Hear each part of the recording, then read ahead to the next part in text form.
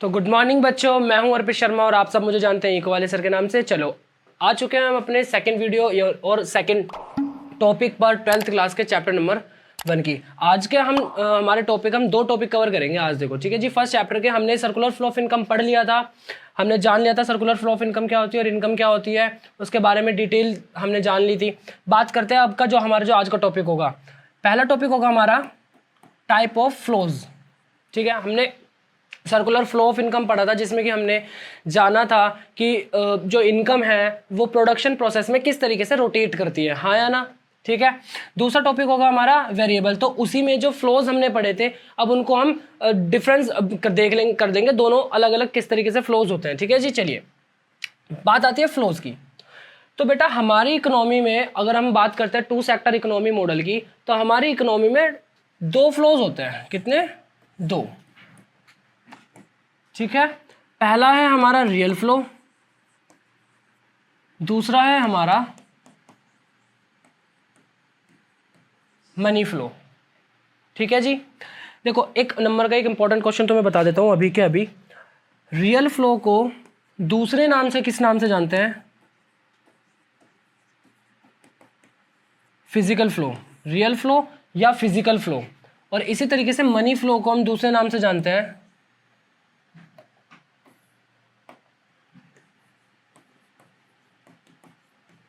Nominal flow.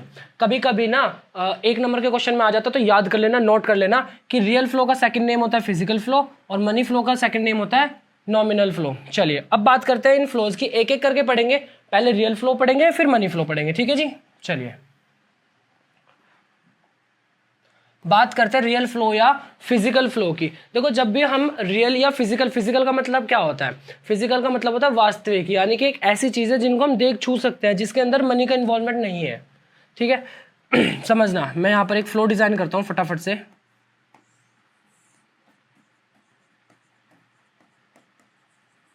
Producers या firm भी बोल देते हैं हम इनको, है ना। कंज्यूमर्स या हाउस होल्ड भी हम इनको बोल सकते हैं। ठीक है जी, तो हमने सर्कुलर फ्लो ऑफ इनकम में पहला फ्लो क्या पढ़ा था बेटा? पहला फ्लो हमने पढ़ा था कि कंज्यूमर्स के पास से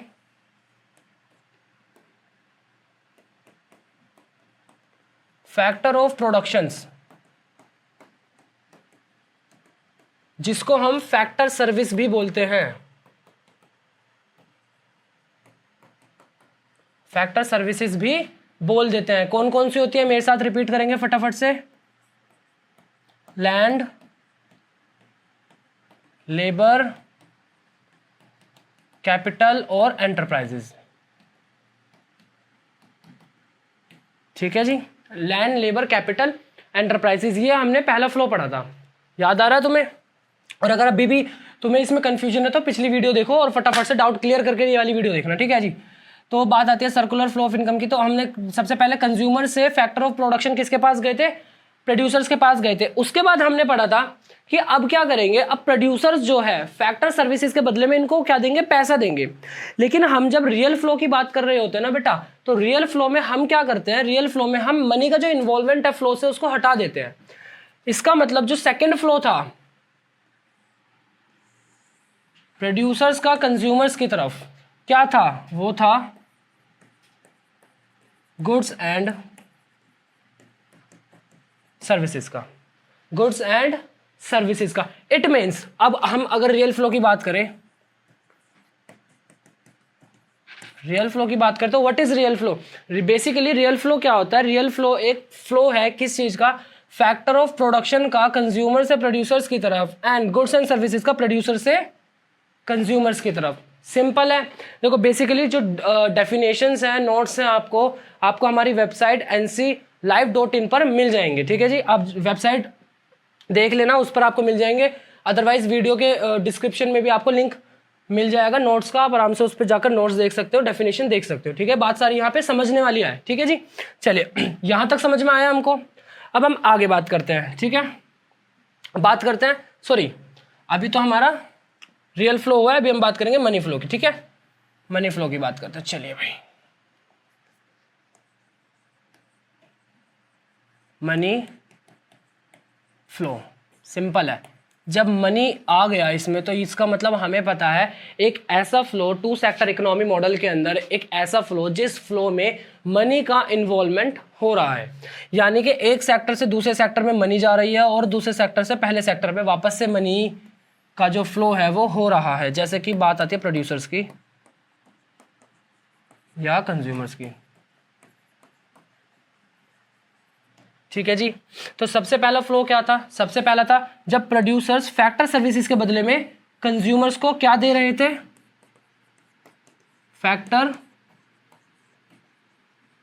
factor payment in the form of, देखो जब भी हम फ्लो बनाएंगे फैक्टर पेमेंट और फैक्टर सर्विसेज का, उसके साथ उसके फॉर्म का नाम भी लिखेंगे। सबसे पहला क्या था? लैंड के बदले में रेंट, लेबर के बदले में वेजेस, कैपिटल के बदले में इंटरेस्ट एंड एंटरप्राइजेस के बदले में। आई बात समझ में या नहीं आई? कोई दिक्कत है इसमें? गुड। अब सेकंड फ्लो क्या था? सेकंड फ्लो था कंज्यूमर से प्रोड्यूसर्स के पास कंजप्शन एक्सपेंडिचर का। लाइन थोड़ी सी टेढ़ी बन गई, कोई बात नहीं, आ रही है बात समझ में? It means real. अब मनी फ्लो क्या कहता है? मनी फ्लो कहता है money flow refers to the flow of factor payment from producers to household and corresponding flow of consumption expenditure from consumer to producers। Simple है, आई बात समझ में? इतना सा ही है। मनी फ्लो का सेकंड नेम क्या है? फटाफट से बताएंगे, क्या है? Nominal flow. सिंपल है।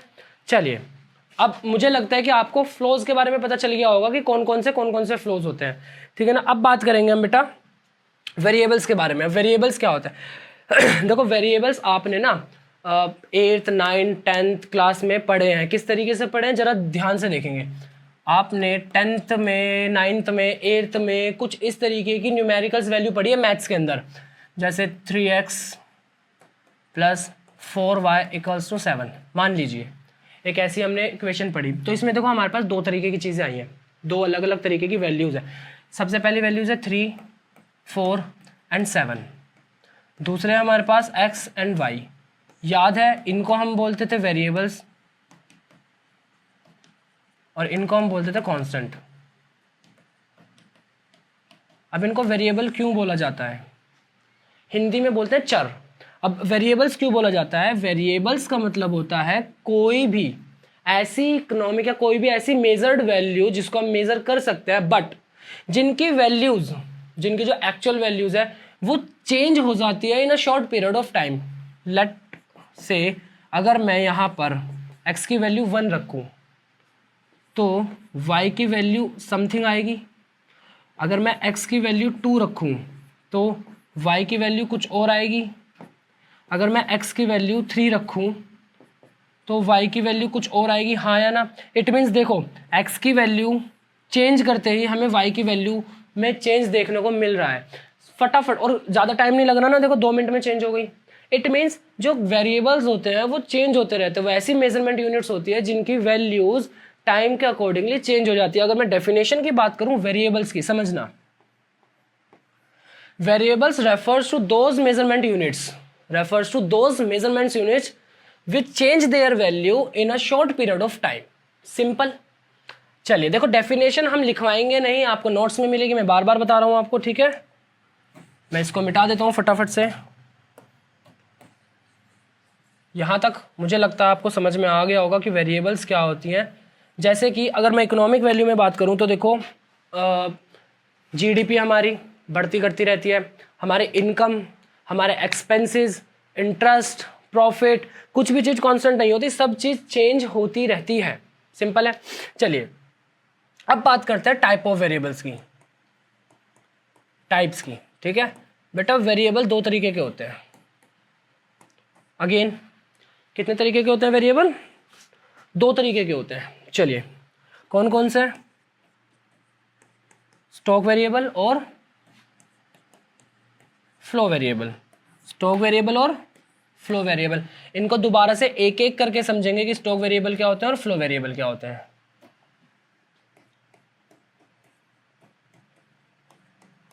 Stock variable. अब बात करते हैं स्टॉक वेरिएबल क्या। चलो अच्छा, स्टॉक वेरिएबल या फ्लो वेरिएबल शुरू करने से पहले मैं कुछ क्वेश्चन पुट अप कर रहा हूं और अपने माइंड में उनका जवाब देना। व्हाट इफ अगर मैं आपसे पूछता हूं कि बेटा आपकी पॉकेट में इस समय कितने रुपए हैं, आपकी पॉकेट में इस समय कितने रुपए हैं, तो आप क्या जवाब दोगे? आप अपनी पॉकेट में हाथ डालोगे, देखोगे अरे सर मेरे पास तो 250 रुपए है। आ रही है बात समझ में? आपने जस्ट इंस्टेंट आपने उसका आंसर दे दिया कि सर मेरे पास तो 250 रुपए है।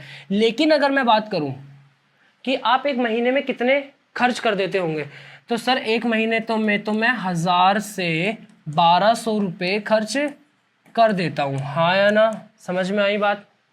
क्लियर है ये चीज? चलिए, ये तो था एग्जाम्पल नंबर 1। बात करते हैं एग्जाम्पल नंबर 2 की। मैं कुछ इस तरीके से एग्जाम्पल ले लेता हूँ सो दैट आपको समझ में आ जाए रियल लाइफ के एग्जाम्पल। ठीक है जी। बात करते हैं दूसरी की। अगर मैं बात करूँ, जैसे मैंने आपको बोला कि आपकी पॉकेट में कितने रुपए हैं, तो आपने एकदम तुरंत बता दिया कि सर मेरी पॉकेट में 250 रुपये। और अगर मैं बात करूँ आपके पापा की इनकम कितनी है, सैलरी कितनी है, अगर जो जॉब करते हैं तो उनसे मैं सैलरी पूछ लेता हूँ कि भाई आपके डैडी की, सच वाली किसी को नहीं बतानी, ठीक है, आपके डैडी की सैलरी कितनी है, तो आप बोलते हैं सर 1 लाख रुपए पर मंथ। हाँ या ना? 1 लाख रुपए पर मंथ। लेकिन अगर मैं बात करूं कि उन्होंने आपके बर्थडे पर कितना खर्चा किया था, कितना खर्चा किया था, तो आप बोलोगे सर 15,000 रुपए का खर्चा किया था। अब देखना यहां पर, अब एग्जांपल नंबर 1 में देखो, जब आपने इस वैल्यू को बताया तो आपने इस वैल्यू को बताने के साथ कोई टाइम पीरियड नहीं जोड़ा, टाइम इंटरवल नहीं जोड़ा। अब देखो टाइम इंटरवल 1 महीने का भी हो सकता है, 1 हफ्ते का भी हो सकता है, 2 घंटे का भी हो सकता है, 10 मिनट का भी हो सकता है, 5 मिनट का भी हो सकता है। टाइम इंटरवल होता है, जहां से एक जगह से शुरू हुआ और दूसरी जगह खत्म हुआ, इसको हम इंटरवल बोलते हैं। ठीक है जी। इसके लिए हमने इंटरवल का यूज किया 1 महीना, है ना। ऐसे ही जब मैं सैलरी की बात करता हूं तो आपने 1 लाख रुपए इस यूनिट के साथ मंथ टाइम जोड़ दिया, लेकिन आपने इसके साथ टाइम नहीं जोड़ा। आपने बताया सर 15,000 रुपये खर्च हुए थे सीधा। आई बात समझ में या नहीं आई? चलिए अब थोड़ा सा आगे बढ़ते हैं,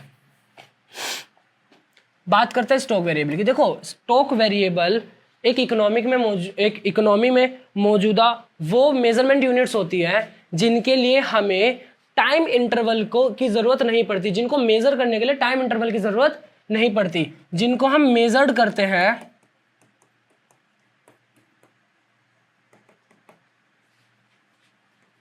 particular point of time, particular point of time. It means मैं अगर पूछता हूं आपसे, जैसे कि मैं आपका बुक वाला एग्जांपल देता हूं, ठीक है।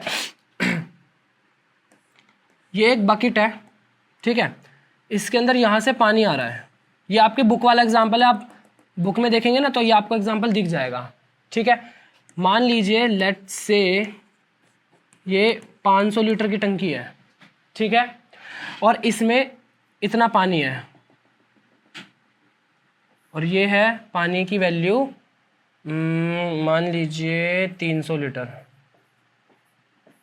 ठीक है, कितना है? 300 लीटर है। तो अभी 5 बज रहे हैं और मैंने पूछा आपसे कि 5 बज रहे हैं और 5 बजे इसमें कितना पानी है, तो आपने जवाब दे दिया 300 लीटर पानी। लेकिन मैंने कहा कि अब इसको टंकी चला दीजिए, ठीक है ना, यहाँ पे हमने टंकी खोल दी, पानी आ रहा है इसके अंदर, ठीक है। अब आप मुझसे बोलेंगे कि सर इसको ना 10 मिनट में पूरा भर जाएगा, यानी कि 10 मिनट में कितना हो जाएगा पानी इसमें? 500 लीटर। अब समझना जरा बात को, ये वैल्यू बताने के लिए आपने कोई टाइम पीरियड नहीं लिया, at a particular point of time पे आपने बता दिया कि 5 बजे 300 लीटर पानी है इसके अंदर। लेकिन जब मैंने इसको फुल की बात करी, जब मैंने फुल भरने की बात करी, तो आपने बोला सर 15 मिनट लगेंगे या 10 मिनट लगेगी। 500 लीटर के साथ आपने 10 मिनट जोड़ दी। ठीक है जी। अब जिन वेरिएबल्स के साथ, जिन यूनिट्स के साथ, इट मीन्स जैसे 300 है, इसके साथ हमने क्या किया? टाइम इंटरवल नहीं जोड़ा है, at a particular point of time पर हमने बता दिया ये पॉइंट ऑफ टाइम है हमारा, हमने बता दिया इतनी यूनिट है। क्लियर है? तो ये हो गया हमारा स्टॉक वेरिएबल, ये हो गया हमारा स्टॉक वेरिएबल। लेकिन जिनके साथ हम टाइम इंटरवल जोड़ रहे हैं, फॉर एग्जांपल जिनको हम मेजर करते हैं ओवर अ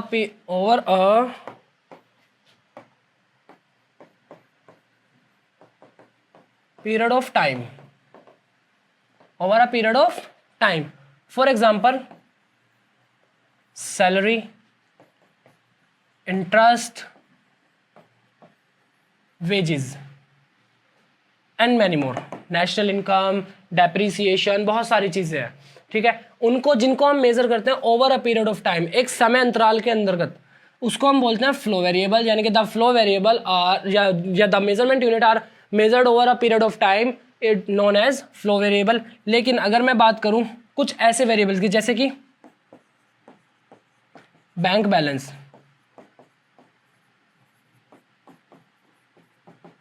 कैपिटल, ठीक है जी,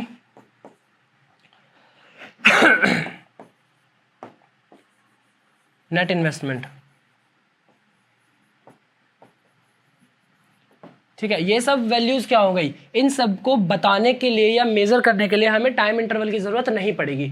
तो ये हो गए हमारे फ्लो वेरिएबल और ये हो गए हमारे स्टॉक वेरिएबल। क्लियर है?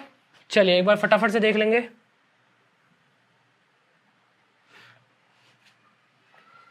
Stock variable at a particular point of time पे जिनको हम मेजर करते हैं, flow variable over a period of time जिनको हम मेजर करते हैं, यानी कि जिनके साथ टाइम इंटरवल जुड़ जाता है, ठीक है। और अगर अब मैं बात करूं